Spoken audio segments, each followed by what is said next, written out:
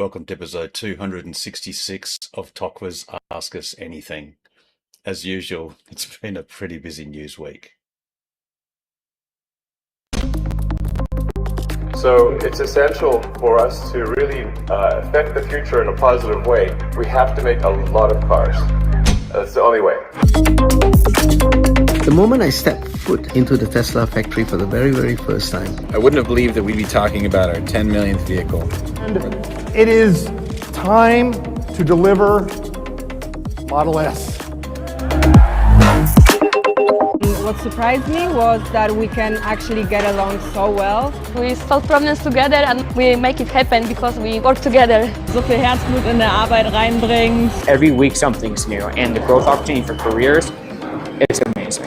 So familiäres Umfeld. I only thought of that as work, but now that's my family. the refusal to fail attitude. It shows the possibility of what we are capable of as a company. Every car we make, with every battery we make, we're making the future better.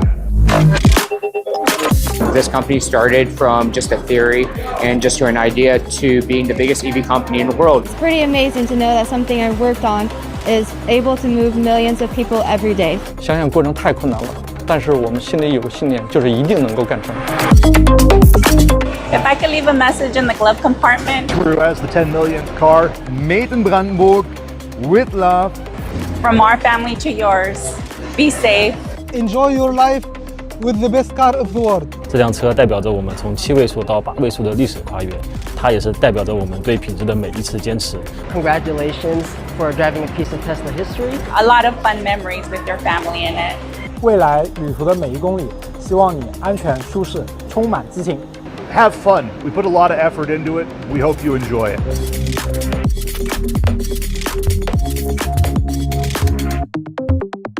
I think my last words would be, I would encourage everyone to be optimistic and excited about the future. And that was this week's news.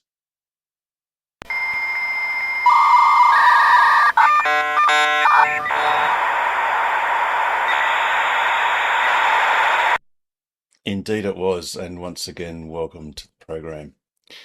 As is customary, if anyone is, for anyone who is new and is comfortable in doing so, please unmute and say hello.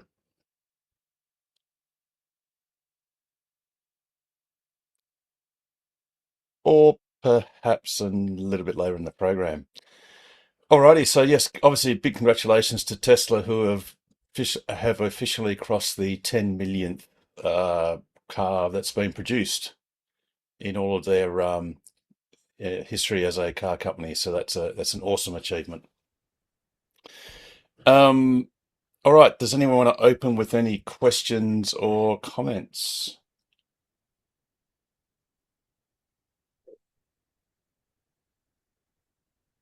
Rightio, well, thanks for joining us. It's always good to have a short show. Shortest meeting ever. That's right. It would have been even shorter if it actually started before the due time, and then we could have finished 2 minutes after. But sounds familiar. That sounds familiar. So obviously, there's a few other elephants in the room. I guess some people will be sick of us banging on about SpaceX, but it did have its inaugural earnings call, and had very strong financials and a very good future outlook, basically. In fact, Elon Musk said that I think it was Elon Musk or SpaceX said they expect their annualized rate of revenue by the end of this year to exceed $100 billion, which coincidentally is roughly about what Tesla does at the moment annually. And they brought forward their goal for 1 trillion in revenue by a year from 2031 to 2030. With the possibility of 2029 as a aspirational goal for $1 trillion. Yeah. Now we are going to get to some Tesla questions in a moment, but something that actually really annoyed me, to be honest, I just heard Alan Kohler on the ABC's finance part of the news say that I did think that SpaceX would have gotten a mention, but basically said that uh, it was because Elon Musk during the call said that SpaceX was going to spend a lot of money on data centers that the aftermarket share price tanked. And the funny thing is, for anyone who actually listened to the earnings call, one surprising statement that was made was that as far as data centers is concerned, their payback period for the infrastructure cost of a data center is basically a year. Less So than if you 1 year. spend, yeah, so if you spend $1 billion or $10 billion in 1 year or less, you'll get that money back, which is basically leveling that to zero, and then every year thereafter it's just gravy. And all out of that, their capex, I think they spent about 15.8 billion on capital expenditures in the last quarter, and they guided on spending roughly the same amount for the next 2 quarters. But 85% of that revenue was to do with building our data centers or AI related. Capex. Exactly. Sorry. No, you said revenue. 85% I was of just that saying.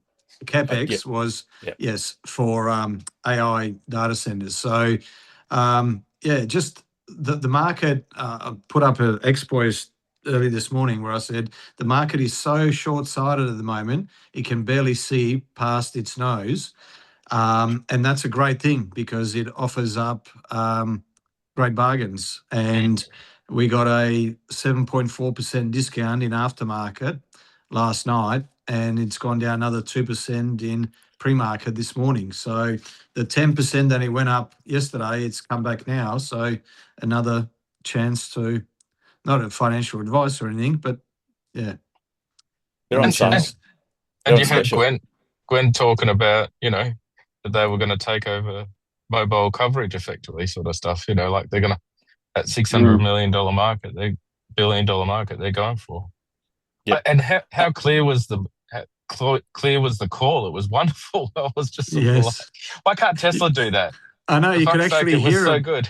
I could hear him. Anyway. Exactly. All right. Let's park SpaceX just for now. Yeah. We'll return to that a little bit later on. When we land this show.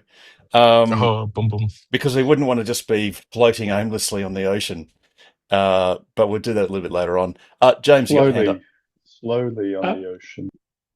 I've seen a few reports. Is FSD now rolling out for YL wide scale, or is that still unconfirmed? Yes.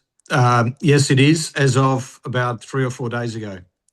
But they're rolling it out slowly. It doesn't seem to be going out all at once. But yes, there's people that aren't part of any early program or anything like that have started getting it about 4 days ago. I put up a post about 4 days ago, and there was about 3 other people that said, yes, I got it on my YL today. So, yeah. And is it favouring anyone, like people that bought it outright or people that are paying monthly? Does it differentiate, does it seem? Or if you're paying monthly, I know a gentleman that's paying monthly, but he stopped paying monthly, obviously, because there's no point paying for it. And he doesn't seem to have it. So what I said to him is, if you're keen to get it, then put in a service request and say that, you've been waiting for it and you want it, but you don't know whether you should subscribe because you don't know whether you're going to get it. So Tesla needs to be a little bit clear with this, with the subscribers. They need to let people know. So, Pete, I think if I recall correctly, I'm pretty sure I saw an email or wording to the effect of, for those customers, this is with respect to YL in particular, because YL, it was all or nothing. Yeah. Or sorry, it is all or nothing because YL can't do version 13. So it's version 14 or nothing. The clear message was to those who had subscribed, they were not, Tesla wasn't billing them, or they were crediting them for the time that it wasn't available. So if you subscribe, it's not like you'd pay the $149 and time would go by, and then if you got it 3 weeks later or 2 months later, you've wasted a couple of $100. If you subscribe and you don't have it in your car, I believe that it's basically credited back to you, or it's suspended or whatever. It's in suspended animation until you get it. So there's no risk in actually subscribing in a YL that has not yet had the software update, and it's plausible that software updates will be preferentially pushed to cars that either have paid for it or had it transferred to the YL, or those who have actually subscribed but not yet been billed. Or if they've been billed once, it doesn't get rebilled and it just suspends until you get it. And by the way, it's 14.3.5 that comes to the YL. So they're going straight to 14.3.5. Yep. So on a different matter, I did get an update the other day, and I drove to IKEA, and it did Stevenson the brand new way correctly. So it got me off the right off ramp, went over the new Stevenson Ave, did a loop for the brand new underneath to IKEA.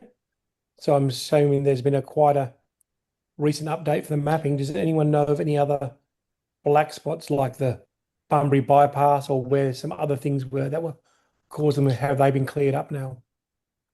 I've got a one very close to Stevenson Ave. And look, memory can be very fickle. It's very difficult to sort of recall things necessarily. But I could have sworn that the first time I went to Karrinyup Road from south on the freeway going north, the original exit was after Cedric Street, as you go under the bridge. Yep. And that was the old exit. And then the new exit is short of Cedric Street overpass. And I could have sworn my car wanted to carry forwards through to or under Cedric Street overpass, and I then sort of disengaged momentarily to keep it from. Sorry, I had to disengage it to make it go left into the slip lane. And I thought, yeah, that's weird. And I could sort of see Google Maps showed it correctly, but the blue line was going under the bridge, which is the navigation line. But the visuals of Google were showing it the way it now exists. And I'm certain that's what happened the first time. I then went back a few days later, and the actual thing correctly gets a slip lane before Cedric Street. Now, I have no idea whether. Look, and I think this will happen in the future. I don't know if it's happening now, or I could be imagining it. Whether there's some method of self-correcting the map from experience, but I just don't know if that's true yet. Okay, Harold, on that exact exit on Mondays coming up the freeway from south, on Navigate and Autopilot, I don't have FSD, Hardware 3, it did take the correct slip lane. So it was steering it correctly on Navigate and Autopilot. So the map must be correct then. The map must be correct. I just don't know if the map was correct 2 weeks ago, even though I'd had the map for 6 weeks. So that was just an observation from Monday. Yeah, because I found it very interesting. That new road to IKEA is very new, and I was there, I think, about 2 weeks ago, and it didn't work. But I wonder if and it's still not work. Okay, no, here's the acid test. It worked fine on Monday night. I went there prior to our meeting, and it took me this brand new way. So you mean to say 2 weeks ago it took you the wrong way? Yes. And a few days ago it took you the correct way? Yes. However, I was in the Model Y Classic, and last night I was in the Model Y L. So would there be different navigation between the two vehicles, or would it be? I'm just checking if we can see the navigation data on our phone apps, and we can't. I was wondering if anyone in the chat has used the Willman 1D or any other roads that were giving us grief in WA. Paul, you're in the car now. What's your you got FSD? No. Okay. Yeah. But you've still got 20. Your map data is 2026.8, isn't it? Yeah, I got the latest. Yeah. Um, I just wonder whether everything. there's Yeah, it all whether popped up. Tesla can patch. So sorry, so James, getting back to that, so you're saying the Classic went the wrong way and the YL went the correct way? 2 weeks apart. So I did a bad test because it was a different car. But I noticed I had minor updates, but they were software updates, not navigation updates. Do the navigation updates come as also? No, they're discrete. Yeah. They're Yeah. they come as their own package and it would be numbered. It's normal. Well, at the moment, the experience has been it's been labeled 2026.8, which implies its data going back to the end of February. However, it only arrived a few weeks ago, so maybe it's just been mislabeled as that version number. Perhaps, Paul, you're in your car, aren't you? Do you want to drive down to Yeah, go Busselton for us? drive to Bunbury, would you? Let us know if the Bunbury. bypass is working or not. Not this Saturday, the next Saturday, I'm going to Busselton. So.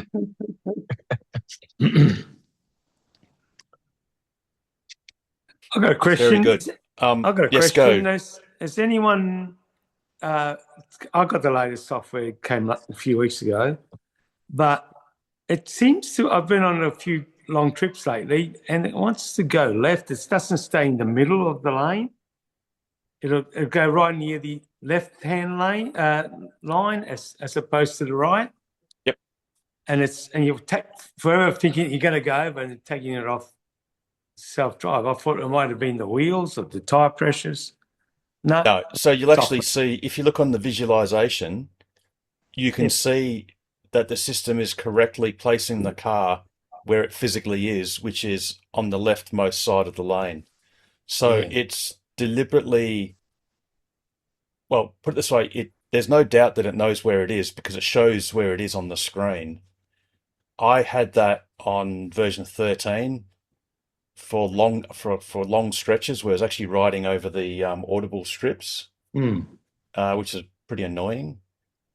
Recently in version 14.3.3, my car was precariously overriding the right-hand side of the lane.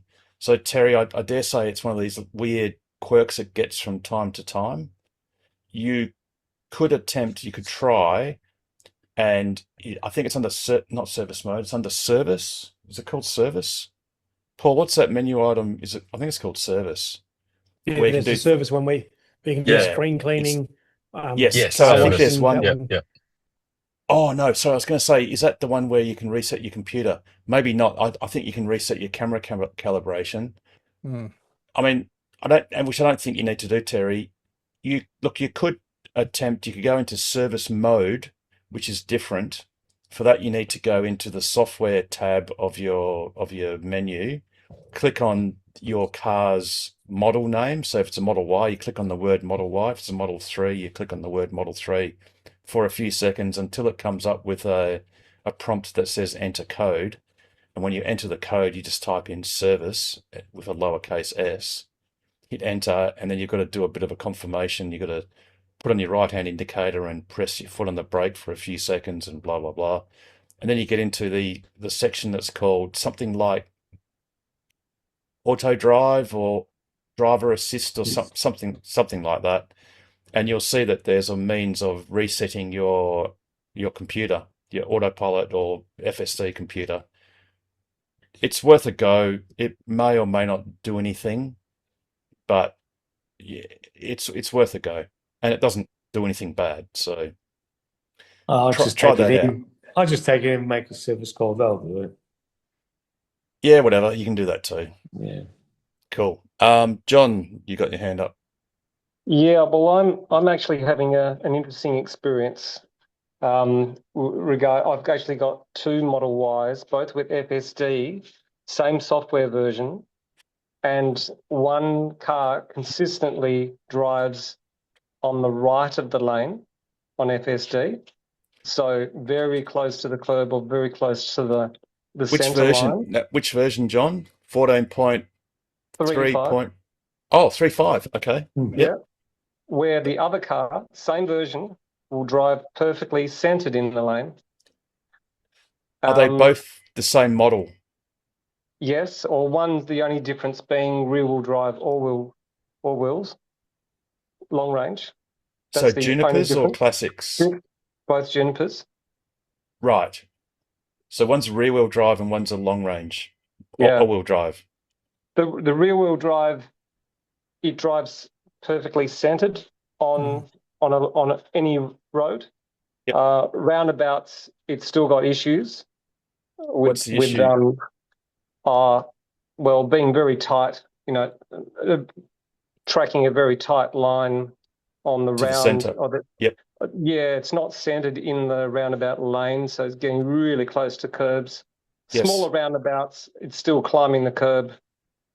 And I've still got this corner, a nasty corner in the suburb of Woodlands. Well, it's not nasty in anybody's real imagination or stretch of anything, but if you turn into it, it's nasty for the car because it'll just consistently ride up over the curb over the verge. It'll do that on one car, but not the other. So which one does it not do it in? It does it. It doesn't do it in the car which clings to the right more, right of the lane. So that will, when it turns the corner, it will turn right hand into that corner, and that'll be okay. But the other car, which is centered in the lanes normally, will ride up on the curb when it turns in. I did a camera calibration on the car which is not centered in the lane. Yep. So then I drove it, meticulously, centered in the lanes for 30 kilometers or so to recalibrate the cameras. Yep. And that didn't change it at all. Yep. It's something I've found. It's almost like a disease that the car catches, and it doesn't seem to shake it for a while. So my YL, so I had the early access thingy, and it was working well until one Thursday I noticed it was just clinging to the right side of the lane, so much so it was actually riding over cat's eyes and things like that, which was super annoying. And it never really shook it until I got a new version, and then it suddenly fixed it. So I don't know what to say. I've actually had both cameras cleaned. It was interesting because the front camera above the windscreen, with both cars, one being 12 months, another one being about 4 months, I didn't really, looking at them, I really didn't think that there was any issues with the camera. But then one day I got a message from the car saying, your camera probably should be cleaned and serviced. So I booked it in thinking that they were going to look at it and say, there's nothing wrong with it. But when we got the right angle with the sun, actually the sun behind the car, you could see the fog in it. So had both cars cleaned, and both cars were actually dirty. So they've both been cleaned. That's been addressed. But so I've still got the couple of issues going on at the moment. Look, you could try it. In my experience, it doesn't work, but you could try and reset the autopilot computer or the FSD computer. Like I said, go into service mode, go into whatever actually, Paul, can you please take one for the team and have a look at service mode and just see what the menu item's called. But John, I don't think it's going to fix it, to be honest. And I'm not sure that Tesla services can do much about it either, because it's kind of above their head, really. But look, you could give it a crack, I guess. Especially when since you can say, you've got two relatively identical vehicles doing different things. Yeah, I'm just doing lots of bug reports at the moment. So trying to hopefully get the message across that way. Yep. James. Got a question from Mikey Ratcliffe in the chat. He's got FSD 14.3.5 on his YL. He's very happy with it, apart from the speed limit and early turn signals. That's across the board, is it? There's nothing that can be done with that? Across the board. It's super annoying. I think Ashok Elaswamy actually said, because anyone who has had version 13 FSD 13, at least we had a maximum speed setting, which was good, but that is now officially dead and buried. It will never return. And Ashok even said something along the lines of it's a retrograde something, because in his opinion, it's fixing the wrong thing. The car should simply perform better and be more accurate. And its speed should be more reflective of the speed profiles rather than some user set speed number. But again, if you live in Australia where speeding is not tolerated and is illegal, sorry, not just illegal, it is enforced by definition, as opposed to in the US where it's enforced by feeling or opinion or a vibe of how, if you're all speeding together, then the cops won't pull you over. They'll just pull over the person at the front of the queue who's going a mile or two an hour faster than everyone else. Most of the rest of the world just doesn't tolerate that, and it's illegal. And look, if our cars were fully self-driving, unsupervised, and Tesla paid for all the speeding fines, then I guess we wouldn't care. But that's not the case at the moment, and it is a problem with the system. If it hasn't already been said last week or earlier, one problem is version 14.3.5 still doesn't get up to the 110 speed limit in remote areas. So it's been well and truly confirmed. It still sags down to the 105 in most places in remote speed zones. Well, I go up to still frustrating. I go to Chittering a lot, and I reckon it's great. Just Hari goes to 114, and I stay there. That's great. And Standard goes to 102, which is great. And stay there. It doesn't move. Well, sorry. Say that again, Terry. So you said Hari goes to 114 in a 110 zone. Correct. And what does Standard do? Standard goes to 102 in a 100. You mean 112? No, okay. Yeah. So, no. Let's just nail this down, Terry. In a 110 zone, what does Hari do? Takes it up to 114. Okay, and in a 110 zone, what does Standard do? It's just stay at 110.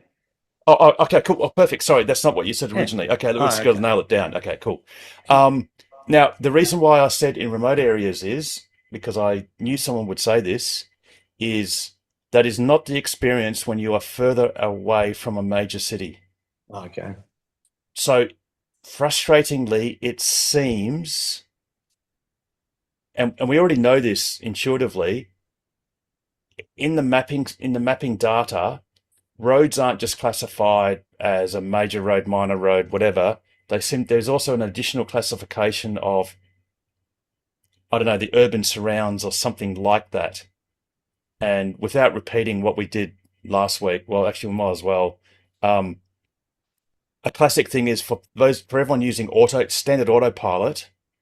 Standard autopilot in the city will allow you to, on your thumb wheel, set the speed of autopilot to anything you like above the speed limit.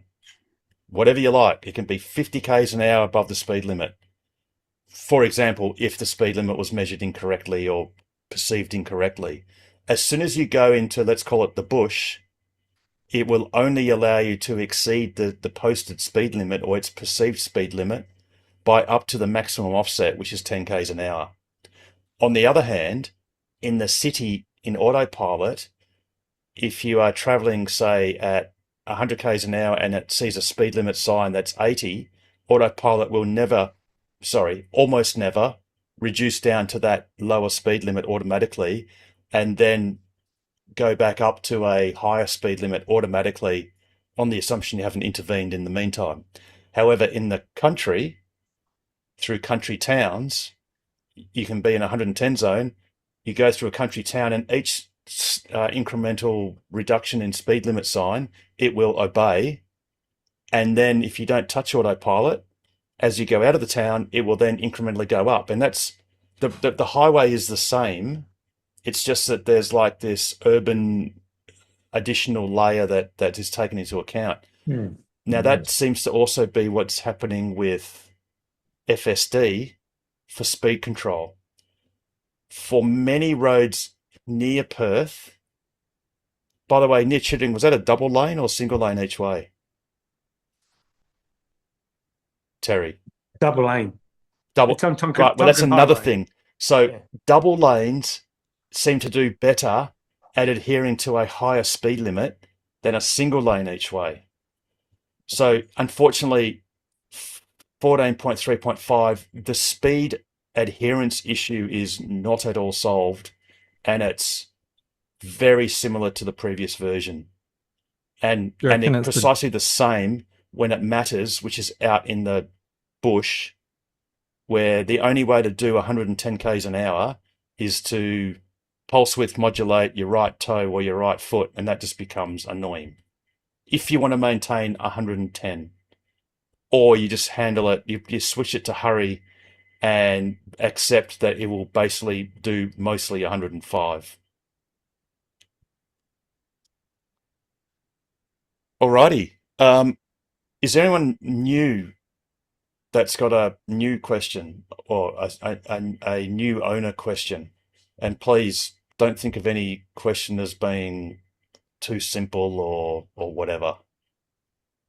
And if you're reluctant to ask verbally, please do ask in the chat, and then James will dutifully for the next few minutes or whatever while he's on, read through the chat and ask any questions on your behalf. But also, please feel free to just unmute and just say hello, or just put your hand up if you want to do that. If you want to be ultra polite. And I did notice that Chuck is in the room, and he is joining us from he's joining us from the future. Oh, we got two Petes. What the hell? Pete really is ahead of himself. Wow. Okay. Sorry, Chuck, I've doubled up. Welcome back. Yep, I'm here. If my microphone's working, that is. Have you got any charging?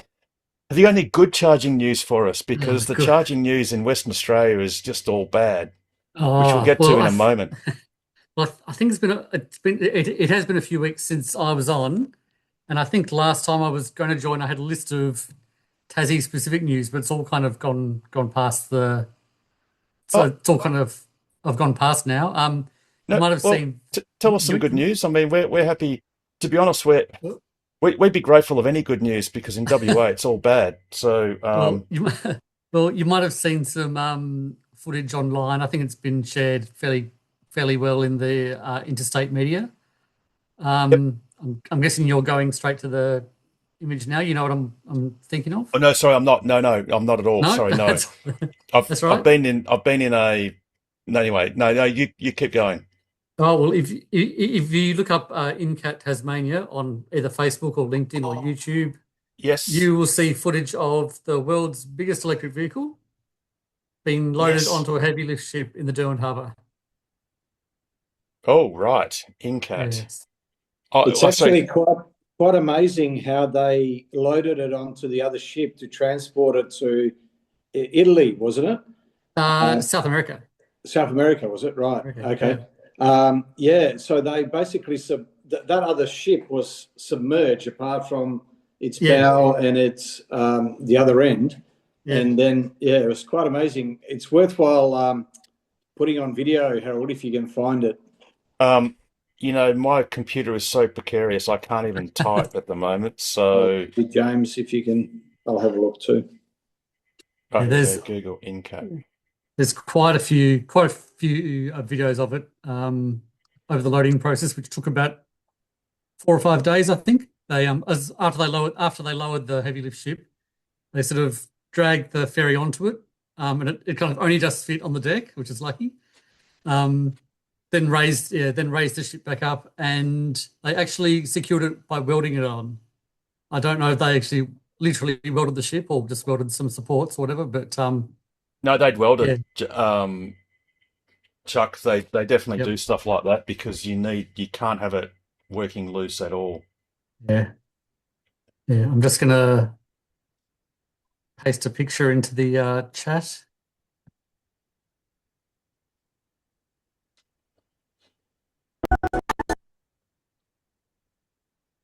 Actually, there's another picture of that shows the loading process as well, so I'll paste that as well. You know. Yeah, I'm trying to get this to go full screen. I've put a link, Harold, in the chat of the video. Yep. Yeah, I've got it here. It's just I've just pressed the button. I don't know if it's gonna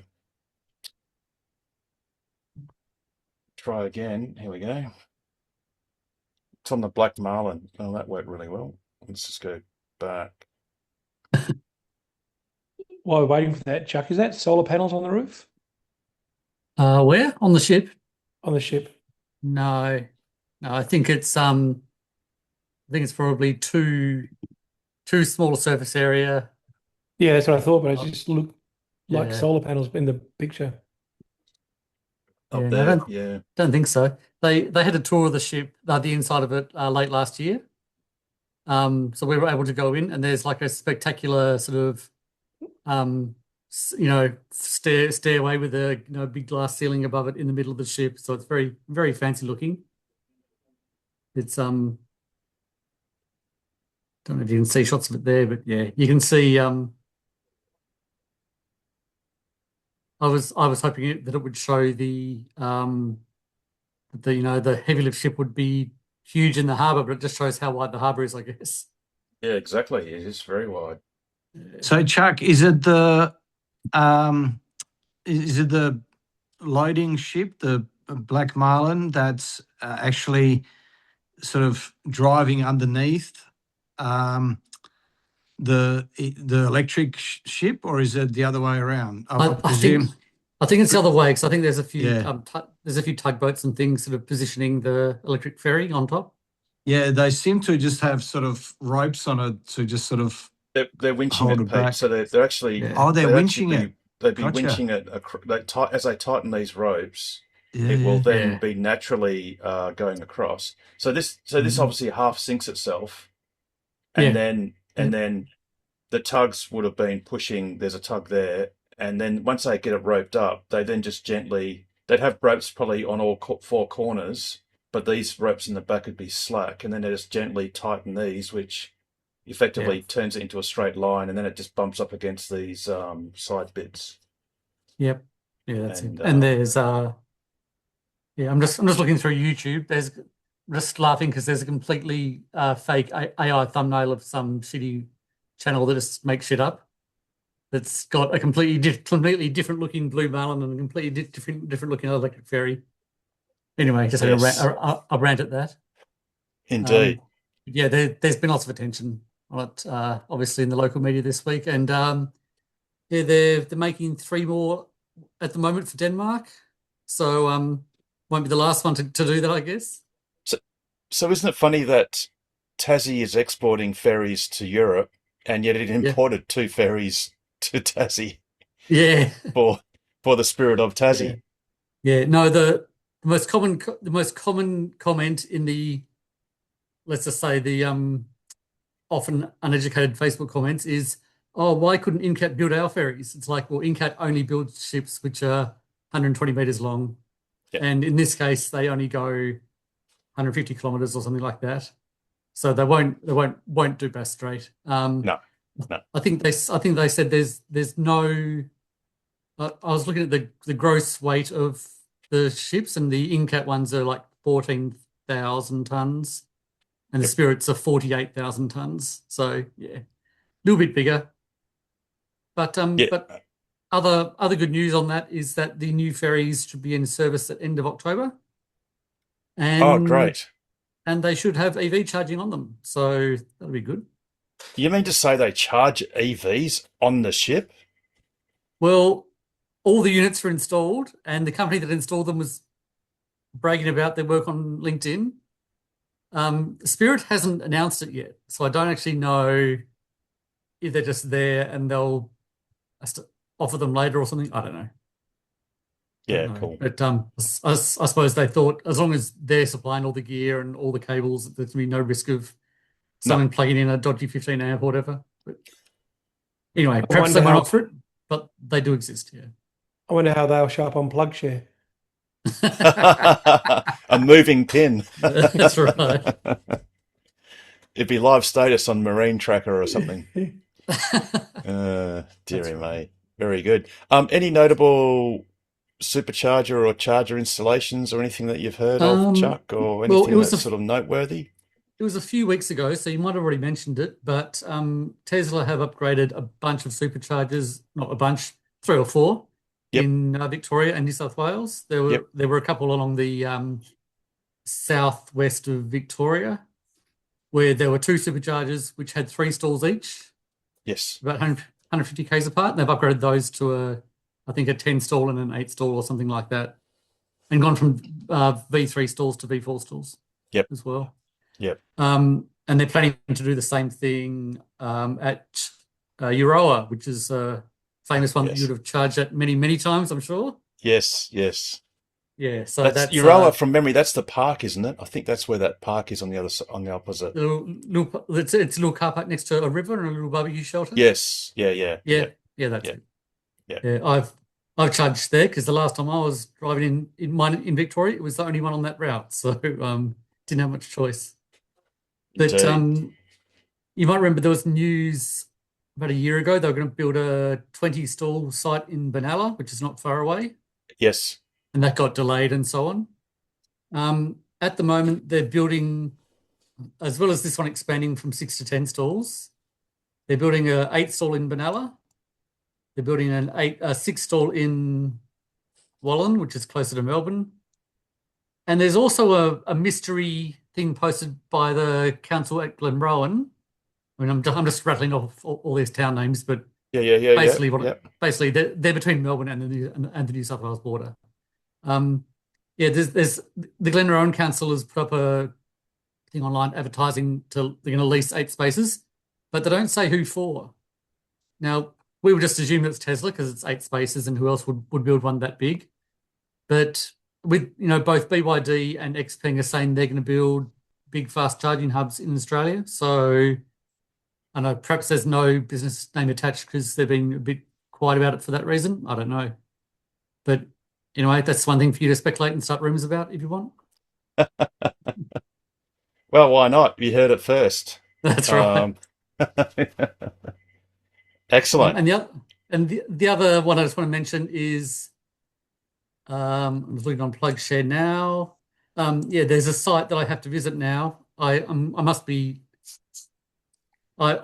personally have been enticed to do the big lap because there's now an NRMA charger in a town called Gregory, so I kind of have to go there because it's my namesake. So there we go. It's so funny you mentioned that, Chuck, because there it is right there. Oh. With someone punishing themselves on an electric motorbike, which is rather challenging. That's all right. There it is. And it's sadly, you've got 4 nozzles which all claim 80 kilowatts, which we just know isn't true. Yeah. Ever. But, there it is. It's actually... Gregory is a local government area, so it's actually at the Victoria River Roadhouse. Yeah. I'm zoomed in there now. Yep. Yeah, so the actual road is sort of along here, I think, and there it is there. Yeah. Unfortunately, it's the same setup that was destroyed or damaged at Border Village. Border Village, yeah. And but this one has some nice bollards. It's got some nice bollards. That's right. It's got some nice bollards. Yes. Reckon that'll stop the crazy drivers? Well, it'll give it a crack. But sadly, that same setup at Border Village has been proven to be unreliable, where you'll get power levels between 80 kilowatts, 40 kilowatts, and, no kilowatts, which is a bit sad. And I guess since we've got this... which is a great segue because sadness is often something that goes hand in hand with EV driving in the bush. Yeah. So no doubt you've hopefully seen this, Chuck. Yeah, had a little squiz last week. It's had lots of tweaks So it now maintains its filter, so you can either have all the sites, you've got a handy dandy map view. So if we look at the handy dandy map view, might just change the theme to light theme. So as you cross the Nullarbor, you've got nothing but pain and suffering across the Nullarbor. As you go between Pardue, Roadhouse and Derby, there's nothing but pain and suffering at Sandfire, Bidgidanga and Broome. Of course, don't even bother trying to get from, well, Broome or say Derby to Warman, because you've got nothing at all working at Fitzroy Crossing. Yeah. Even Noonpin Cliff Rest area is dysfunctional, and Halls Creek is just a basket case. And even if you want to do something like, I don't know, go to Carnarvon, well, you're going to enjoy being at the Overlander Roadhouse and basically getting 26 kilowatts solid, session after session after session after session after session, because this handy dandy dashboard says suggested diagnosis, high confidence. And basically it's one of the 2 power modules in the tritium have blown up, which is, you know, a shame. If we just confine to the Horizon Power part of the WAV network, our handy dandy estimated time wasted thus far since this system was turned on, as in less than 11 days ago, has almost ticked over to triple digits. Only, 99.5 hours and counting have been wasted which is an average of 9 hours a day. So every day, some hapless EV owners charging on the WAV network, specifically the Horizon Power part of that network, are wasting 9 hours every day in either slow charging. So you can see there it says 50.5 hours of slow DC charging and 49 hours of AC fallback. What that means, the reason why it's worded like that is, if, for example, you go to Kaiguna, so we have a look down at Kaiguna. Kaiguna is currently only putting out 3 kilowatts. So this person here charging for 126 minutes on type 2, and this one for 3 hours, they're doing that because roughly 11 kilowatts is vastly more than the 3 that the DC charger is putting out. And if you want to see people that would possibly be slightly annoyed, this person persisted for an hour and got between 5% SOC. So they arrived with 5% and got a whole 4% state of charge added in 1 hour. You don't think that they're slightly annoyed that they would be sitting there for probably 24 hours before they got a full charge. You've had people on the AC for 47 minutes. This person obviously was overnight, 640 minutes before the car stopped charging. There's one that's a pretty good clanger. I think someone spent, no, that must have been Balladonia. So just when you look at, say, Balladonia, and I could do this all night, but we're not going to. Balladonia, if you look at its reliability, it was off for a long time because the standalone power supply system kept on dying. Then it actually got fixed by a guy in a gentleman in probably a BYD Shark, because he got a solid 50 kilowatts before it tapered, and that was 29 kilowatt hour battery. But after that, every other charging session is 8 kilowatts because the tritiums, see this person, 4 hours, 260 minutes at 8 kilowatts to get from 5% state of charge to 66% in 4 hours. That's slower than a Tesla charges on AC. This is the sad depth that the WAV network has sort of plunged to. And just as a reminder for anyone who's in the room or is watching, you just to have a look at this dashboard. It's obviously free and open to the public to use. you just go to WAEVN, so that's just the abbreviation of WAV network, .tokwa.cloud. And it's just really sad. So is that info just sort of scraped from the ChargeFox app or something like that, or where does that come from? Basically, yes. Right. And it's quite impressive how much information it can glean. So with knowing only about 2 or 3 parameters, and one of those is charging power. Yeah. It's really charging power, and if the thing's online, offline, and which nozzle it's charging on, and which charger, so whether it's AC or the DC charger. This entire dashboard is a fast DC charger dashboard.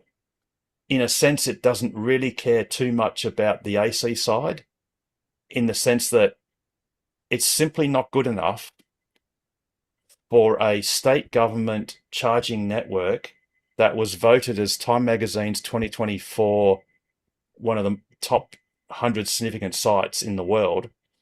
It's not good enough to say, oh yeah, well, the DC charger's not working today, but you can plug into this PowerPoint or this Type 2 charger.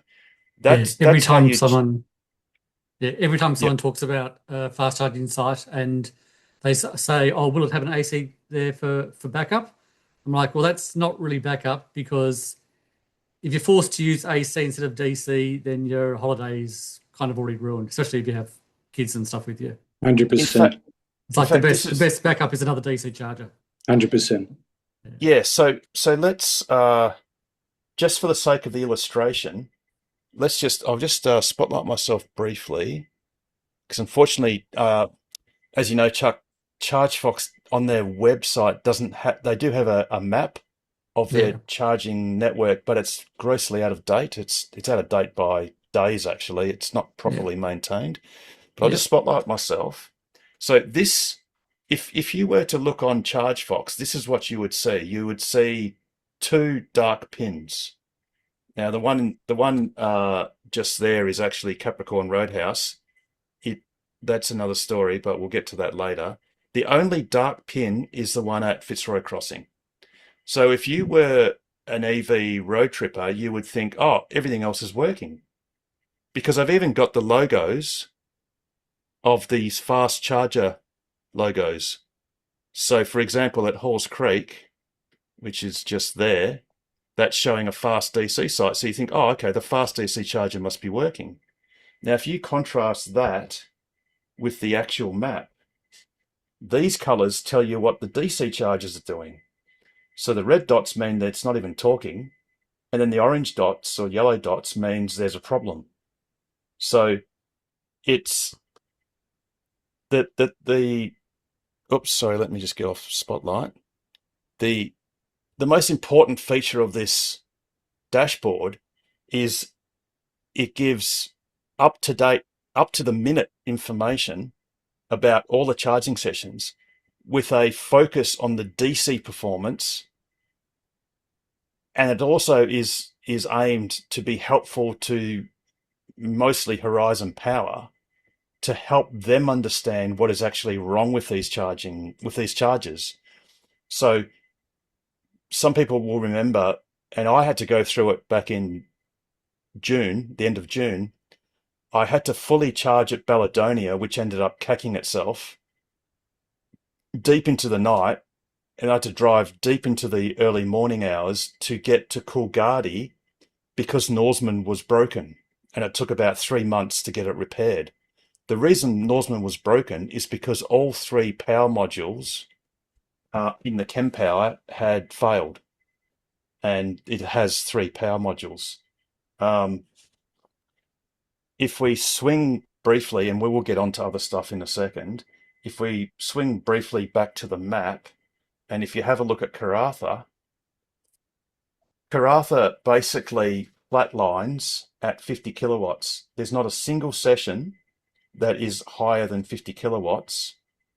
And the reason for that is actually because, and it says it under the suggested diagnosis, basically 2 out of 3 of the ChemPower's power modules have died, and it's on its last power module. So what will happen, and this will probably happen before anything is fixed, is that third power module in Karratha will die, and then that site will be a black site as far as DC is concerned, and you'll get no DC, and you'll just have to use the Type 2. Yeah, and they've had all this warning because, as you say, you can see what the current issue is. So they know now that it's on, 2 out of 3 are down. The great thing is, as Horizon Power are now very much aware of, this dashboard effectively sets their homework because it tells them what to do, tells them what's broken.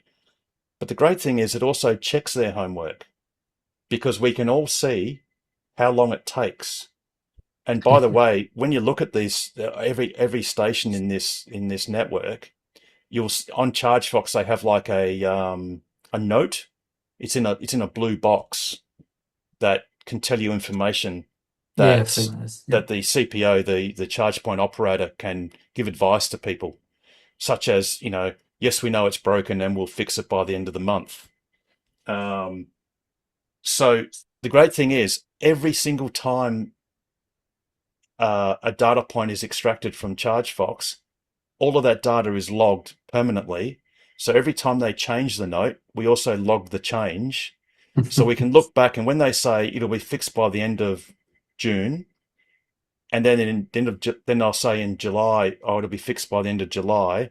And then when we get to August and they say it'll be fixed by the end of August, we'll be able to retrospectively look back and go, well, how long did it really take before you actually fixed it, once you acknowledge that it was going to be fixed? So, I mean, look, it's frustrating that this site even exists.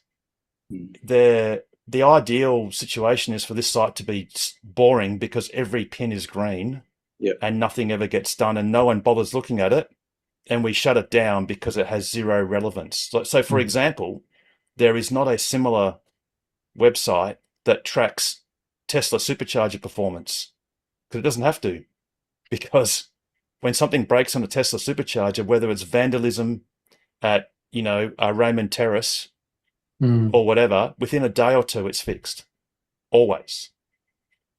Anyway, enough of that. Harold, the other thing that this is great for is it gives Horizon Power visibility as well, because they probably don't have this level of visibility into the ChargeFox chargers. No. So now they can't say, well, we didn't know, or, by the time we realised, because there it is, there, live, for them and everyone else to see as well. And the fact that the site is able to log everything and keep that means that it should be very easy to be able to see the total uptime of the network. But what I'm wondering, so, like they promised the 98% uptime. We know Tesla superchargers are at 99.98%, but it'd be great as part of the dashboard to have the promised uptime, 98%, the actual uptime. Now, what would be really great though is the actual uptime, if you could toggle or set the definition for uptime. So what I mean by that is if the charger is only delivering 10% of its rated capacity, then you could say, okay, give me the uptime where at least, 10% of the rated capacity is available, or at least 30%, or at least 50%, or at least 80%. Yeah, so at the moment, what it does is if we just hover over the Wim Creek uptime, and basically it says DC. Spotlight yourself. Sorry, say again. Spotlight yourself if you haven't done so already. No, I should be on screen share. Can you see that now? The screen? I can, yeah. Yep. Yeah. So it says, it explains what this 31.4% up means. So it's DC reliability, usable charge uptime. And I think I've defined a usable charge as greater than 20 kilowatts, which is actually pretty crap anyway, but you got to pick a line somewhere. So usable charge uptime over the trailing 30 days. So it's been up for 75 hours, up out of 239 hours observed.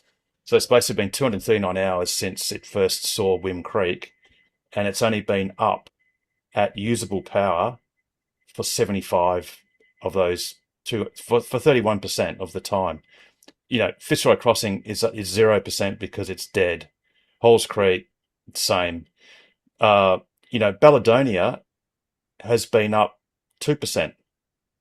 Yeah. Because even though it's been up, so if we drill into Balladonia, even though it was down for 70 hours since this system was first turned on, and then it was available for a little bit, it's showing green because there was no charging session, so it didn't know it was broken. And then there was a charging session that reduced power. All of this is not considered up because all it's producing is 8 kilowatts. Yeah. So, because again, we don't want to get to this situation like you see on ChargeFox. And this is not a criticism of ChargeFox, because something I've always wanted ChargeFox to do on their ChargeFox app is, and this is for people all around Australia, is if there's a problem with your DC unit or it's fully occupied, you should change the color of your pin. ChargeFox has 2 pin settings: orange for something's working or available, and black for nothing's working or nothing's available at the moment or busy. Yeah. But there should be a DC definition. I've toggled type 2 off on my app so that when all the DC spots are full, it goes black. Yeah, right. That's a good idea. There's where are we? I'll just try and have a look here. I don't know how well you can see. I can spotlight you. No. Oh no, your background's killing it because it's not the phone's not a human. How's that? Yeah, sort of. Yep. Can sort So of you can see. see Yep. you can see there are 2 there, and if I change it to include type 2, They'll all light up. Is that right? hang on, I need to change it on plugs as well. Oh well, one more of them has lit up, so it's not really. Yeah. Okay. Yep. Yeah, you can't really see, but yeah, when I toggle it, you can actually see it. Yep. When So- it's busy during the day and there's 5 or 6, you can really notice the change then. Yeah. Yeah. So, like I said, it really does depress me that this thing is so useful, because it really shouldn't be. It shouldn't have to be useful. But look, at least now there is zero doubt that Horizon Power, they are very much aware of this site, and the good thing is everyone else is aware of it too. Yep. I don't think anything's going to really change much for a few months, to be blunt, because I don't think if someone placed an order for tritium for, I haven't bothered to count how many circulating pumps they need. At a rough guess, I'm going to say more than half a dozen, maybe 10. And in fact, they need to just basically order all the pumps for all the tritiums, because there's only 2 kind of tritium pumps: those that don't work and those that aren't going to work. But nothing's going to happen quickly. If it took 3 months for the ChemPower units, the 3 power modules, to be ordered and arrive for Norseman, then the 2 that are broken in Karratha will probably take another 3 months, by which time the 3rd module's probably blown up as well. There's a lot of change that needs to happen. I think some of it will have to be political change or ministerial directives. You know, Horizon Power probably needs $1 million worth of parts, and that's just what you have to do. If you've got an asset worth over $13 million, it's not unheard of to have 10% of that asset as parts, because that's prudent management of assets. Yeah, most Anyway. projects I've worked on, you allow at least 25% in parts. And sorry, Steve, you had your hand up, so I should go to you anyway. So I yeah, was sorry. just going to suggest that you do go to PlugShare as well for driver comments. Is that true for this? Oh, sorry. So it actually does. Because Charles said ChargeFox, but you also touch PlugShare too, don't you, to retrieve relevant comments? Yes. So for example, if we look at Baladonia.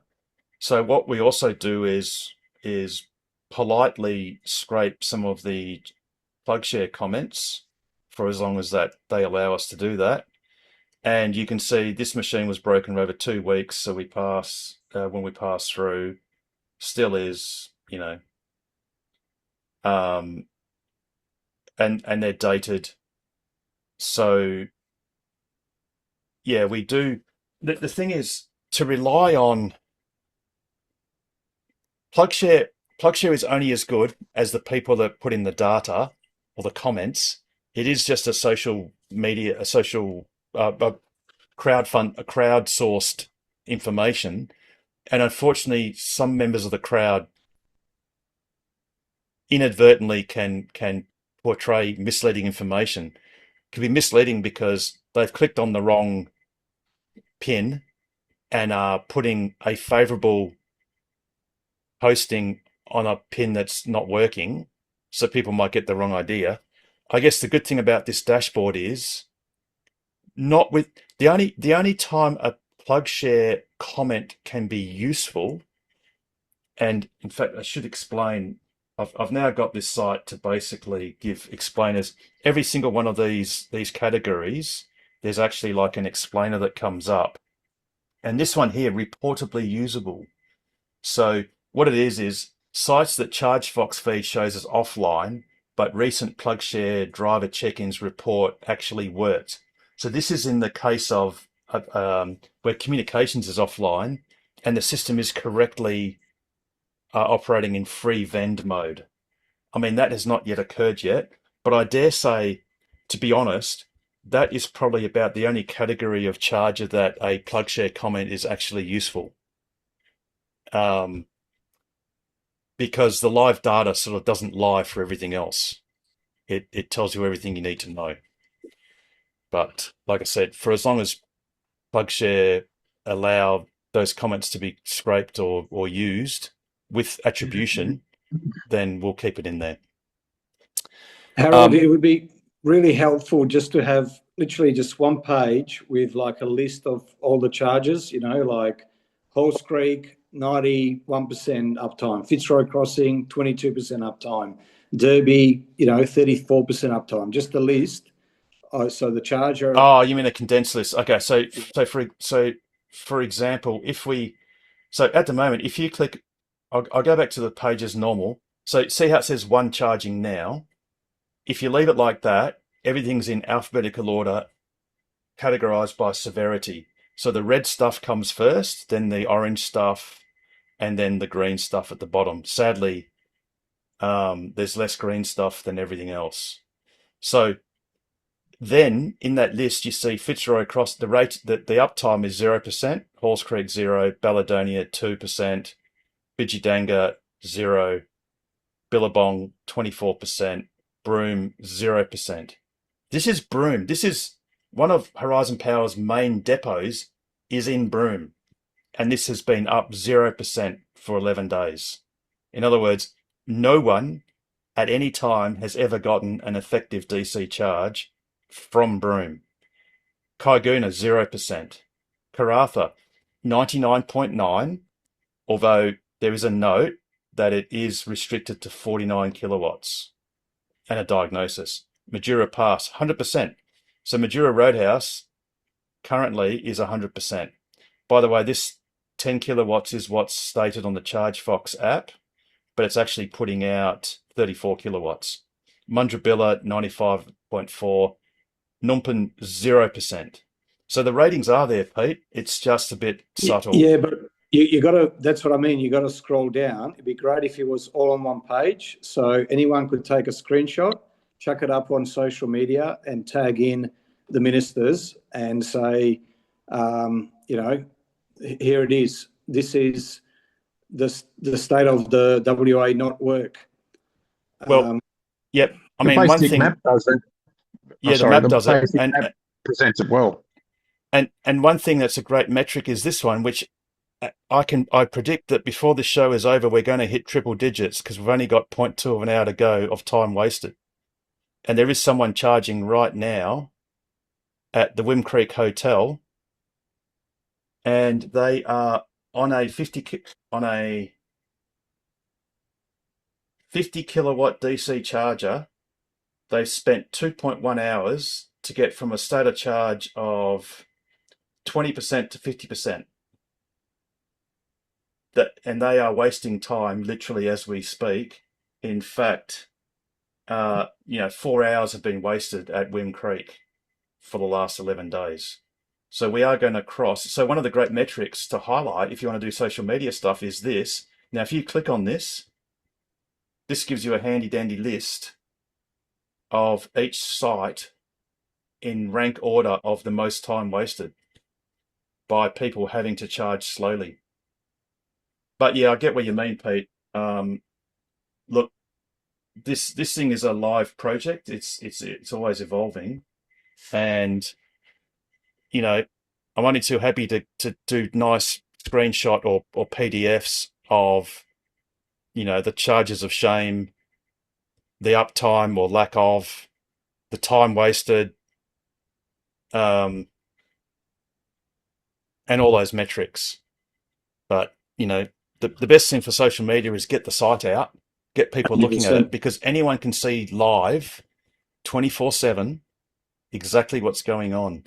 And then hang on, Pete. And I think Andrew, if you can unmute, if you're comfortable in doing so, because Andrew is actually joining us from Derby, if I recall correctly.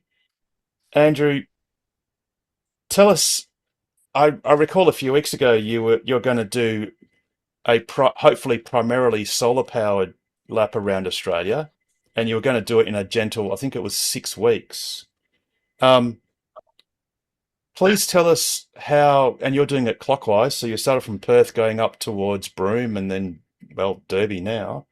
Tell us how what your experience has been of the WAEV network thus far at all the various sites, and how that has altered your perception of road tripping in an EV in the outback. Well, I have to admit, I now call this thing solar lap. I should be calling it the slower lap because that's what it really is. It's a slower lap that anyone probably will ever do. Basically, can everyone hear me first before I talk? Can hear you. Yes, Andrew. Yeah, good. Yep. So basically, first site I stopped at trying to only charge with a solar was Billabong. No go whatsoever. Then I went to Overlander. It was 24 kilowatts, which, as Harold explained, the reason why. Carnarvon, I went to the motel, so I didn't use the Carnarvon site. Next stop was Manilia, which actually worked and fine. And Exmouth, and it worked. And then Nanutara worked. And Fortescue worked. And then things started going pear-shaped. Yeah, Karratha was slow, 49 kilowatt, 44 kilowatt, something like that. Then Wim Creek was my first time with the Type 2 because there's better off on Type 2 than on a DC. And then didn't go to Headland because it's not solar powered. I skipped Headland and went to Pardue. That worked okay. And then Sandfire, back to AC again. Where's the next one? LaGrange or Bidjidanga. Yep. Same deal. Didn't even bother starting. I just started just to prove that it wasn't working because I knew it wasn't working. Got to Broome and it's not solar there, but I knew from previous people who had been there, it's only putting out 2.9 kilowatts because of this core issue. And I chewed Dan Healy's ear off there, as Harold knows about that, while I was at the Horizon depot charging on AC. And now I'm in Derby, but I haven't used the Derby charger because it's not solar powered. I'm at the Spinifex Hotel on a very slow charge, ready for. But I'm really looking forward to tomorrow because tomorrow I'm going to be at Numpan on AC for about 6 hours. So yeah, I'm looking forward to getting out of WA and hopefully using chargers that actually work. But then I'm not looking forward to getting to the Nullarbor when the same thing's going to happen again. Yeah, so exactly. That's the summary of my travels. And yeah, thanks. And and you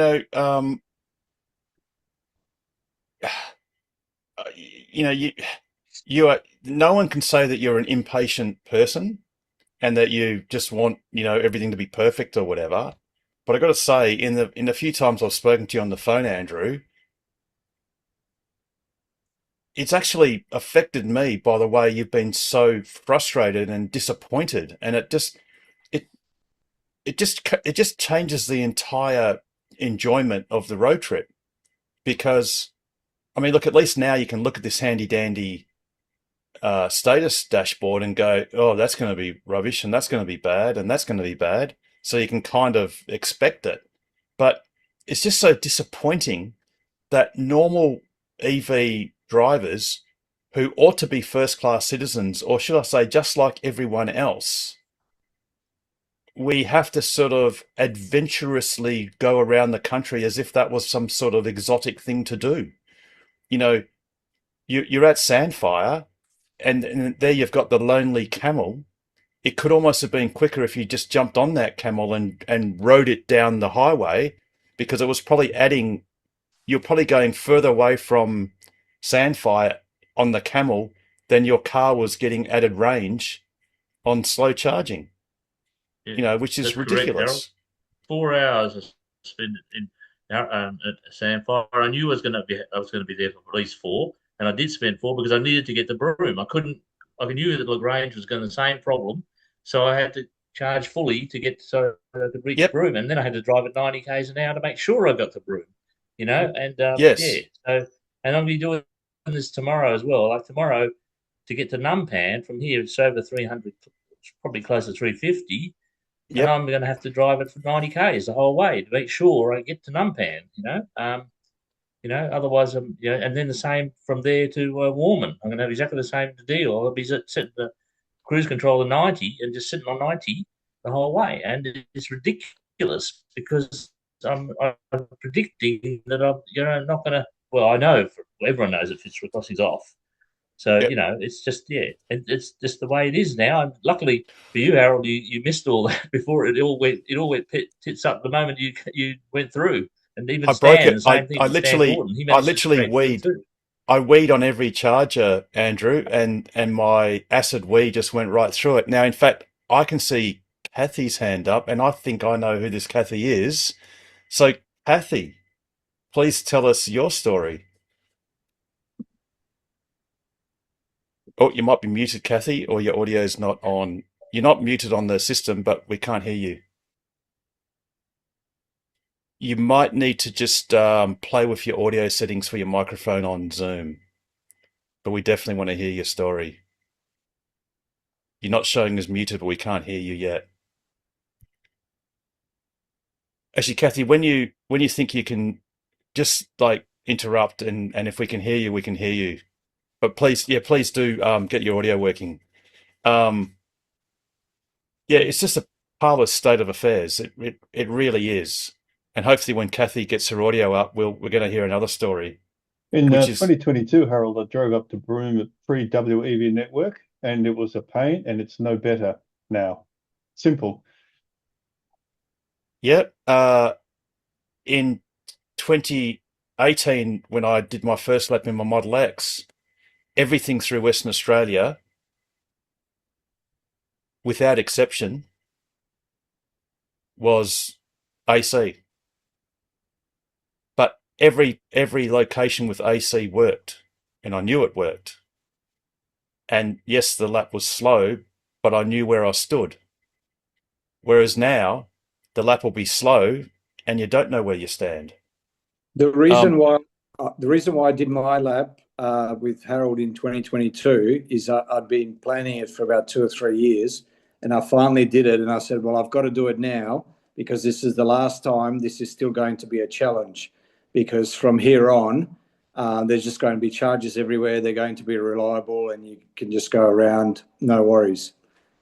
Here we are 4 years later, and if anything, like Harold said, the lap in 22 was slow, but at least it was more predictable.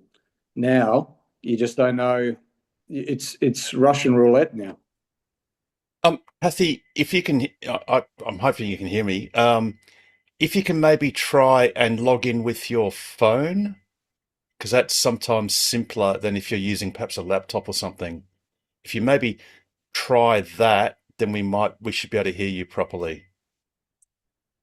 Or restart Bluetooth or something like that. Oh, it's probably on a laptop. It's probably on a lappy, Steve. But if you're not already on a phone, Kathy, try and do that. Try and use your iPhone with the same Zoom link. And if you don't know what that is, just go to tokwa.org.au, click on the menu, and you can see Ask Us Anything. You can just click on the link, and it should basically work on a phone, a Google phone or an iPhone, because we really want to hear your story. And if for some reason we can't hear you tonight, we want to hear you next week. Because for Kathy, it just shows that WA is the worst charging state in Australia. Oh, And it's a sad thing that's the rightfully earned, if you want to call it that, badge that we have. Hopefully Kathy will join us soon. I guess if people stop urinating on the charges, they'd be all right. I guess seems to be the problem. Huh? Look, Jared, in my defense, if you got to go, you got to go. So I don't know. You know, I used to say metaphorically, though, I used to wee on the tree just to do a plug share post. I didn't mean for it to go so horribly wrong. Yeah, but it probably gave you a higher amount of power at some of the charges. Just a bit of liquid. To be slightly crass, I do remember a scene in War Games where the big dude who was the general, where everything was looking like global thermonuclear war, he did say that right now he'd piss on a spark plug if he thought it would help. Yes, but anyway. Are you showing your age, Harold? Yeah, probably. Great movie. We should have a little bit of positivity. If anyone looks on ChargeFox, you'll see. So, one great thing that one huge missing gap in the WAV network, which in hindsight, thankfully, was not filled by the WAV network, is the Great Northern Highway. And the great news is that incrementally and slowly, there are chargers being brought online along the Great Northern Highway. There's a charger currently running at Paynes Find successfully. That pin is up on ChargeFox, which is great. There's one that's, I think, in the process of coming online on ChargeFox as far as the pin appearing, which is at Kew. There's another Illumina installed at Carralundi, which is What are they rated at, Harold? 160 kilowatts. They're Illumina D1s. Yeah. So Carralundi is going to probably be brought online in September. It needs an aerial cable connected to it, power cable by Horizon Power, because they provide the power for the community. Then you've got Coomarina, which that's a site that hopefully will be installed sometime in the future. And then you've got Capricorn Roadhouse. Currently, it is showing as offline, and it's a communications issue. But I'm actually driving up Lisa Marsh, who is Illumina's CEO, and we're going for an overnight trip to Capricorn starting on Saturday. So we'll get up to Capricorn Saturday evening and then drive back to Perth on the Sunday. We'll make sure that Capricorn is set to free vend, which is a setting that the Illumina D1s have got, and we've tested that. So even though it'll be a black pin on ChargeFox, it will work when you get there. The only other site then that would be pending is Oski Roadhouse, which is the link between Newman and Port Hedland. I guess the good news is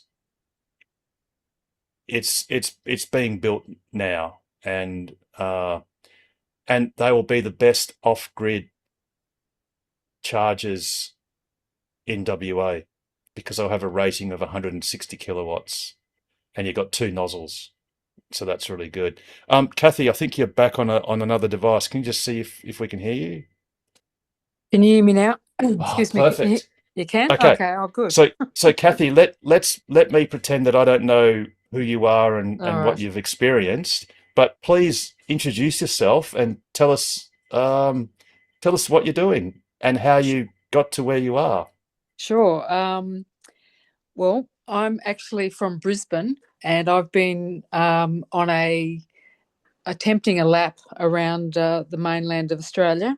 I'm travelling anti-clockwise, so I've started in Brisbane and gone across to Charleville, and then up through Blackhall and Longreach, Cloncurry, Mount Isa, across to Camberwell, and then across into the NT to Three Ways. I stayed at the Barclay Homestead there and got across to Three Ways.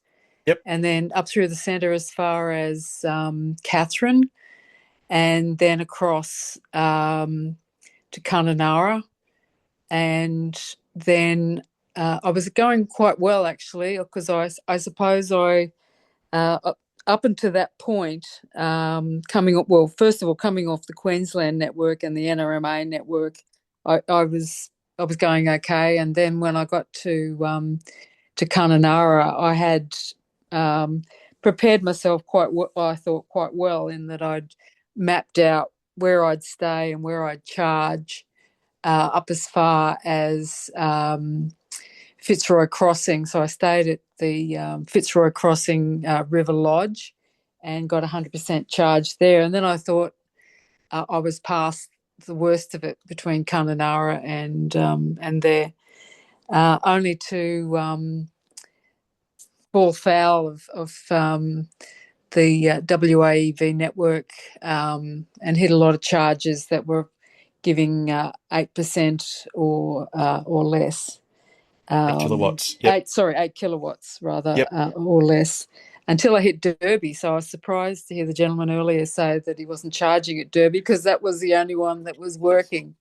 And I got 100. I think I got the 100 full toed odds there, 150 kilowatts there. It was a great charger there in Derby, and lovely town actually.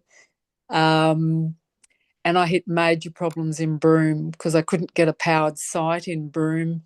So I spent many hours charging on the AC charger over a couple of days. I charged when I got to Broome, and then I charged again the next morning so I could leave Broome. So I could get myself to the next charger, which again wasn't working. And then sit on the AC charger again there to get to Sandfire. And so how did Sandfire go, Kathy? Yeah, well, Sandfire, I had decided I was going to overnight there and use the 15 amp arrangements, but fortunately that all worked.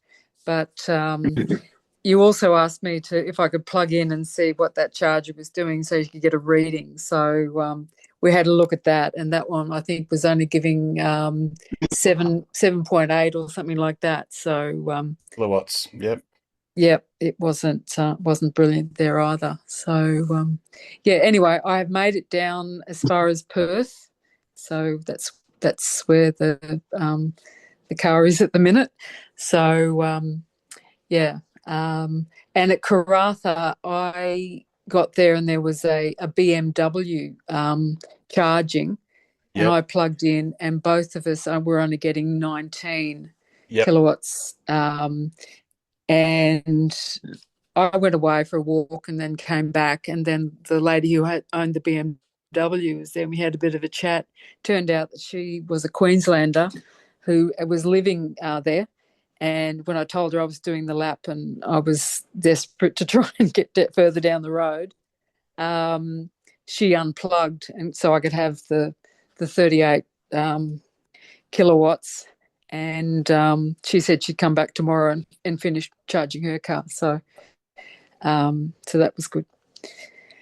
So the only other place that I just wanted to point out to you was actually a caravan park, which was at Karratha. I booked into the Karratha Caravan Park, a powered site, and when I got there and pulled up, they told me in no uncertain terms they didn't want an EV to plug in. And anyway, they refunded my money and I went on my way. But that was a bit of an adverse reaction that I wasn't actually expecting. Just to walk in and for them to say, "Is that an EV? You're not charging here," sort of thing. So, did they provide a reason, Kathy? Was it the old fire risk, or what was it? No, she said that it was against their policy, and also that she didn't think that they had the adequate power or something or other would bring down the network or whatever it is. Which caravan park was this? Geraldton. Oh. It's just called Geraldton Caravan Park, I think it was called, which actually is quite a way out of Geraldton. And so, was that Geraldton, Kathy? I thought you said Karratha. Sorry. No, the caravan park was at Geraldton, and they they weren't having the bar of it. So Sunset Beach, was it? Say again, sorry. Sunset Beach or Tarcoola? No, it was north of Karratha. It was called Geraldton Caravan Park. Yeah, right. But it was a fair way out. But as it turned out, I mean, I stayed at a much nicer place down in the port. I think it was called Bel Air. I stayed there overnight and got a full charge. So as it turned out, it was probably a good thing, because it was a long way out, and it seemed out in the boonies, out in there was a lot of sort of little farmlets and things around it. So, but anyway, Kathy, it was just the adverse reaction I wanted to draw your attention to there. That was all. Indeed, and I want to draw everyone's attention. You'd kindly sent me a few photos about a week ago of an ironic thing that you saw, which was just a few days too early for you, which was this. Yeah, at Adelaide River. Victoria River. Sorry, Victoria River. Sorry, Victoria River. I saw the truck pull up with the charger sitting on the back, and the crane poised to lift it off. And then I walked around, and there's another shot that I've sent you where you can sort of see in underneath the flaps and see that I could see that it was an NRMA paint job on the charger. Yep. And then when we were having a chat there at Sandfire, you told me that it was actually all up and running. So I just missed it by a few days. Yep. Which would have made one hell of a difference, because I stayed overnight at Timber Creek on that stretch to get across there. I didn't go to the AC charger because I knew I'd have to be there for 4+ hours to charge. So I pre-organised an overnight at Timber Creek at the caravan park, or the roadhouse there. Yep, the Traveller's Rest. Yep. Exactly. So fantastic. Anyway, it's been very interesting. I mean, I've loved the big sky and the scenery and everything has been brilliant. It's just been these charges up in that northwest corner have just given me a bit of curry. That's all. Well, and no doubt the one at Overlander did too, because you would have gotten a whole 25 kilowatts charging at Overlander Roadhouse. Yeah, well, I actually charged there twice. The first time when I pulled up, there was a BYD Atto 3 charging, and there was a Volvo. I think it was, I can't remember what the exact. I think it's a 30. XC40. XC40 was it? Or Okay. XC40 perhaps, yeah, something like that. Yeah, it was only a small little one, but anyway, So they were there, and or like one was charging, and the other one was just sitting there waiting to charge. And anyway, the BYD finished charging not long after I got there, and of course the Volvo then charged in. Hooked in the charger, so it's only port B there that works. And anyway, I had a chat to them. I said, look, if you don't mind, I'm going to hook into the AC. And I assured them that if it disrupted their charge in any way, because the Volvo driver was very concerned that it would disrupt the charge. And I said, I don't believe it would, but if it does, I'll unplug immediately. But anyway, it certainly didn't make any difference to her, which is what I thought it would do. And I was able to charged. All I needed was a bit of a top up because I was going down to Denham. So I just needed a little bit there. And then when I came back, there was nobody there, so I just drove straight in and got the 25 kilowatts and then continued on. Yeah, the whole 25 kilowatts. Yeah, well, it's a lot better than getting 8. I know, and it's so sad that's even a comparison. It's just, oh dear. Yeah, and it's so sad that of all the states, you're going to have by far the worst experience in WA because you've yet to traverse the Nullarbor, and the Nullarbor is nothing but slow charging, basically. Yeah. So it's and look, once you get to Nundroo, which is an Illumina D1, you'll get your first 160 or 150 kilowatt charge. Mm-hmm. After that, you got Ceduna, and then it's all just milk and honey. It's just, and then you've got Port Augusta with superchargers, and I don't know which way you're going, if you're going along the coast towards Melbourne or whatever, but you never have to touch another non-supercharger for the rest of your journey home. Oh, good. All right.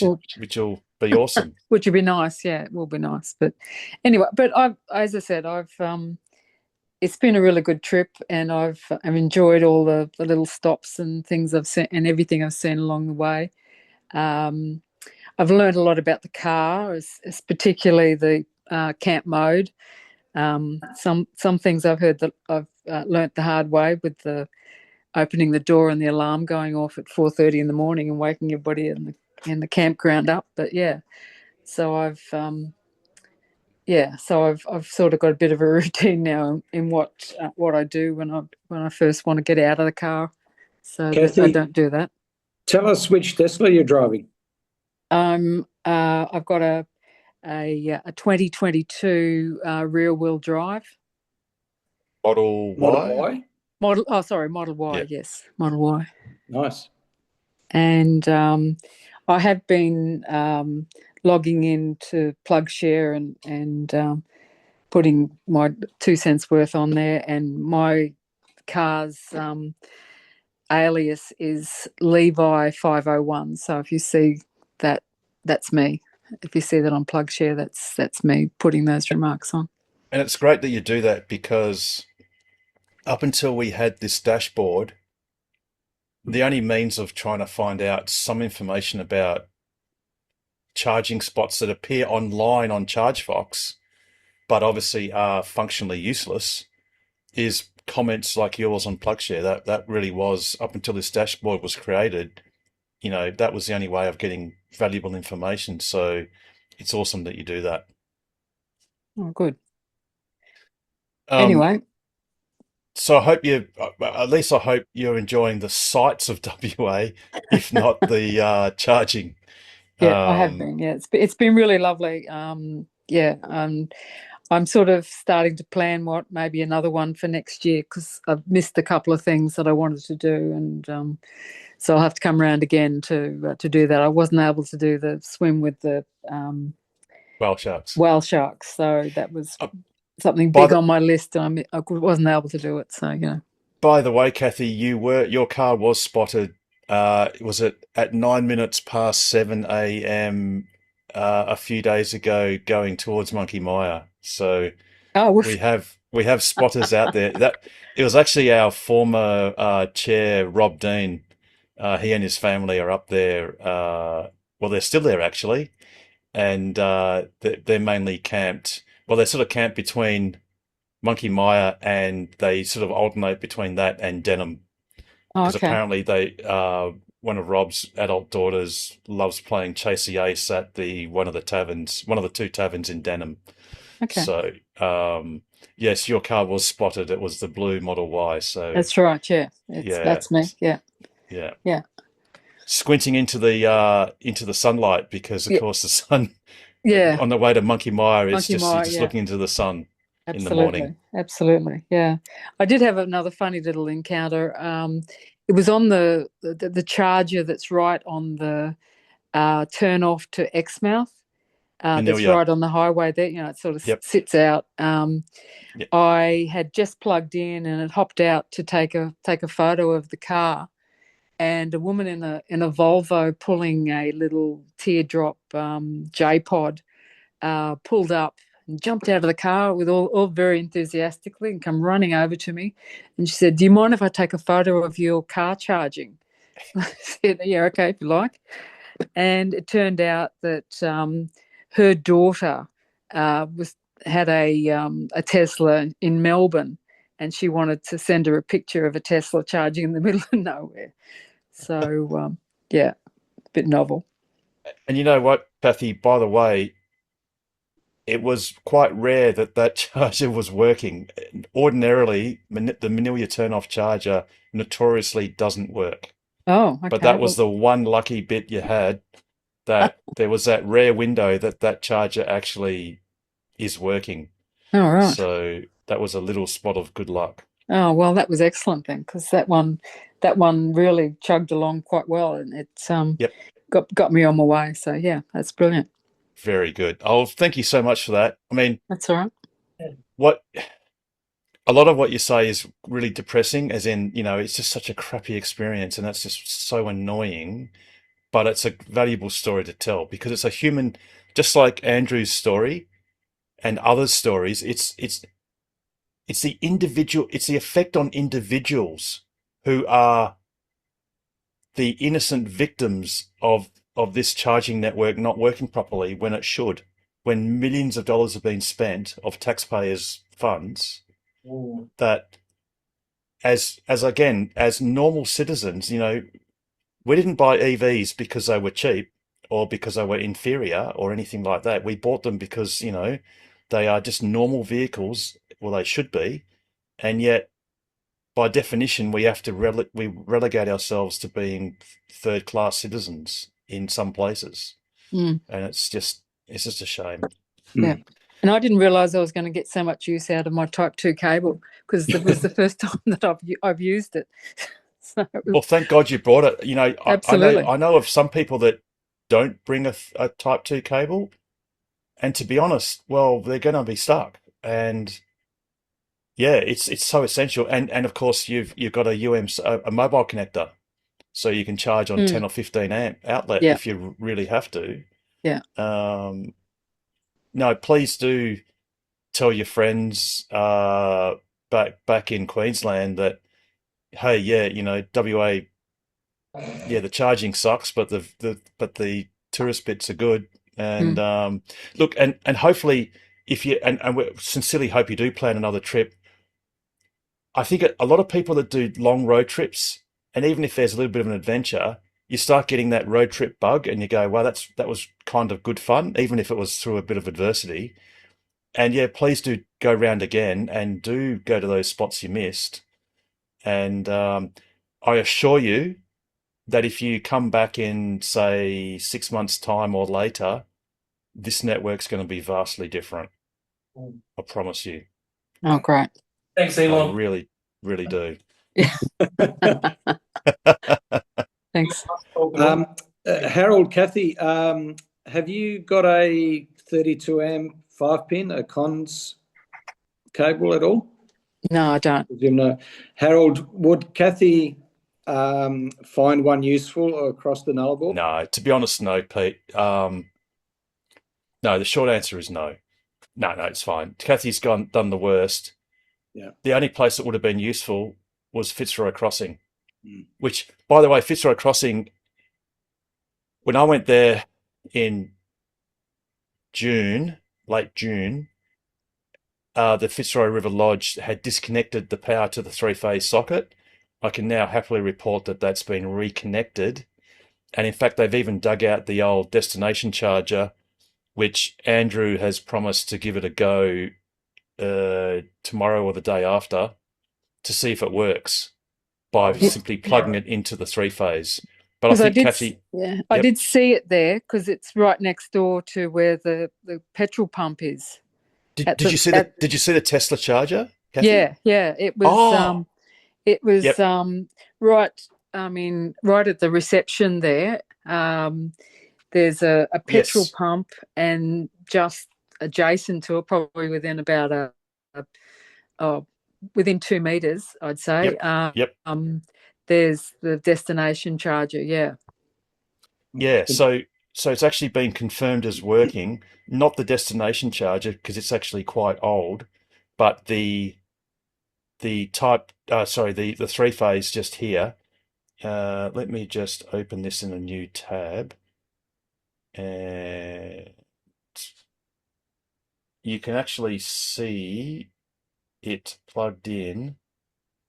So this is actually a three-phase adapter that's going into the Kia. But if we zoom in a bit more, you can actually see this bit here. It's a little bit subtle, but this is just another Clipsal 32 amp plug that you can plug into this socket, and that's a proper Tesla destination charger. The one thing we don't quite know yet that Andrew is going to test for us is if the destination charger works. But I mean, to be honest, that's a little bit, well, I mean, that would be nice. And in any case, notwithstanding that things like this ought to be ratified by the committee, but there are 1, 2, 3, 4 committee members in this room. I think we will all agree that we'll fund a destination charger that's a universal one. It's the new version that will charge any EV at that location. So I think I'm in pretty safe hands there as far as that's something that we'll commit to do.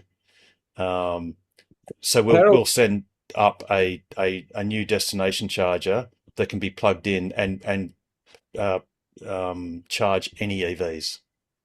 Harold, is that HPWC connected up to the 32 amp, or is that hardwired? No, it's got I was saying before, Pete, there's a plug so that you can plug it into the socket. So it's free. It's a appliance. It's been set up like an appliance, but it doesn't. It's the old version that it was a version of a certain age or certain time span where it would not charge non-Teslas. So the best thing to do is, rather than having people non-Tesla owners relying on a three-phase adapter or something, is if we send up a brand new modern destination charger or wall connector, then it can be configured to charge all EVs universally. And that'd be great because, that's one less thing to worry about, because I have no confidence that Fitzroy Crossing will be resolved anytime soon. So we've put a label saying donated by Tokwa due to the WEV not work. Or would that be a little bit too unsubtle? No, it'd be good. It'd be accurate. I'm just gonna. I think I've stirred up the WAV network enough as it is. I'm going to be polite, and like my mother said, if you've got nothing good to say about something, don't say anything at all. And that would mean I could spend the next 3 hours saying nothing at all. Yeah, we'll send one up, or we'll drive one up, or something stupid. although it'd really suck to take it up there because it'd be such a slow trip. But anyway, or we'll post it up, whatever. We'll get one up there because it's really great that they've reconnected the power. They didn't have to. And the thing that's really annoying is it's not the role of hotels or private businesses to need to have to be relied upon to charge a car in the absence of a $25 million state government funded scheme, highway network. The government is pushing it anyway. Is that a part of the Melbourne big build, Harold, the 25 million? Or is it just the lunch money or something for the guys? It might as well have been, Jared. It's just... Anyway, let's get on to hopefully some happier things. And we are, time is definitely rolling along. What was I say? Go, Jared. Vehicle to load. John, don't. Oh, yes. Yeah, John, don't buy one. Doesn't work. Even so, it says on Google that vehicle to load on the performance works, and it's fine. And if you go on to look at the American performance, it says vehicle to load works, and it comes with a charger with the car when you buy it. But out of Germany, where my car comes from, it does not work. After myself and James tested it, it did not work. Yeah, that's actually a shame. So I'm glad you mentioned that, Jared, because I think it was... I mean, not that I'm going to go camping in my car. It was John. It was John, I remember, from last week that has a Performance Y as well. So yes, anyone that's got a Performance Y from Germany, don't bother buying the adapter because it doesn't work, sadly. So probably it works only on the YL, the new six-seater. Yes. Yep. Which is a shame. It is a shame. America. That it works. Yeah, because in America it works in the Y. So that's where, rightly so, there was an presumption, because Tesla normally does globalize all of their models as far as features. They might have parts sourced from different places, but the features are generally very identical. And sadly, in this case, that's not the case of the refreshed Y performance. Yeah, thanks for that, Jared. Alrighty, I guess we're kind of in winding down mode. Has anyone, especially if you're new to Tesla, if you've got any new questions, I mean, a question that, or something you're curious about your car, or James is putting up. Should I read that, James, or is that that's just explanation? Yeah, there's two types of power control units that come out of Berlin, and you can look up. So you can look up, if you log into Tesla with your VIN number, it'll tell you the part number of your power control system, and there's two that are used, and one is vehicle to load and one is not. So it's not even a software limiting thing. There are two different types of hardware. Oh, wow. Okay. Thanks, James. I can also tell you, Harold, that me and James did test the YL to see if we could both fit in the back of his car, and that's just not a go. It just does not work due to restraints of size proportion. And an indecent act that would have to perform to insert oneself into the seat. Exactly. Very tight. In a public place. Oh, you mean the middle road? The middle road, dude. It's with the right. Yeah. We could have done it in a private situation as long as we had consent. Yes. I am just choosing to STFU. That's exactly what I'm choosing to do. Yes, all James, right. You need that piece of electrical tape over the camera inside the cabin as well, thank you. Yeah. Yes, definitely. But Alex fitted nicely. Oh, dear. Okay. All right, so I think we're probably almost pretty done. Has anyone got any sort of like closing-ish questions or comments? What's the next update? Update For the car or? Yes, for the car. And Okay, the so GPS, I'm still waiting for it. But if did you say GPS? Yes, the destination. Oh, okay. So there was a map update. So you got to check in your car, Carmen, if you've got okay. under the software section. Mm-hmm. So your car had to have been on Wi-Fi. Well, parked presumably in Wi-Fi for some time. If you've got if you look under the software menu item in your car, Right. if you scroll down, you'll see the software version of your car, and you'll also see navigation data. And if it says 2026.8, that's the new map. If it says 2025.8, that's last year's map. Now, the only way you can't request maps or do anything like that. The only thing you can do is make sure your car is connected to Wi-Fi, either while it's parked, which I know is hard in your case, or I think this works. While you're driving, you could tether your car to your phone, sharing as a hotspot, and then it can download that data from your phone even while it's driving along. So I haven't driven it for a week, and it's been asleep. Yes, yeah. It won't unless there's Wi-Fi in your car park, which I know there's not. Then it won't download the data anyway, even if it's awake, asleep, I whatever. can bring it around tomorrow morning to the front of the building, and I'll just leave it parked there. Oh, and I'll yes. see if I can get it. Yeah. No. But you need to make sure when it's parked, make Yep. sure you can see the Wi-Fi symbol. Yep. So it's Yep. connecting to your I Wi-Fi. can do that because it's underneath my balcony. Yep. Yeah, perfect. Okay. So, but actually, before you even do that, do click on the menu button on your touchscreen and then select software and check to see your navigation data because it'll say what its version is. If it says 2026.8, then don't bother because you've got it. Mhm. And if it hasn't fixed the problems that you have with navigation, Yep. it's not going to this time. Okay. Oh, really? No, because you got to wait for the next update if it's a map issue, if the map is incorrect. Oh, so you can't just it doesn't sit there waiting to download. No, sorry, no. What I meant was you should, before you bother moving a car or doing whatever, you should see if you've actually got the new map anyway, which you might have gotten by perhaps. So all I'm saying is check for the map version.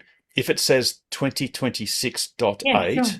then it Yeah. is the new version, and then don't bother trying to put on Wi-Fi because it won't Okay. matter. Yeah. Yeah. It'll be there. Okay. It'll be there. Yeah. And if it says 2025, then absolutely take your car out the front a little bit and leave it there, and hopefully fairly quickly over a few hours it'll update by itself, hopefully. Yeah. Oh, good. Excellent. Alrighty. Anyone else have any closing questions or comments? Oh, I think we're all good. Alrighty, Pete, how would you take out an awesome show like this as if I didn't already know? So always stay safe, stay sustainable, and stay ahead of the curve. And the best way to do that is buy a Tesla, join TOCWA, and ask us anything about accelerating the world's transition to sustainable energy and abundance. Have a wonderful week, everyone. And Andrew and Kathy, drive safely, and really do look forward to seeing you on next week's episode of TOCWA's Ask Us Anything. Good night, everyone. Bye.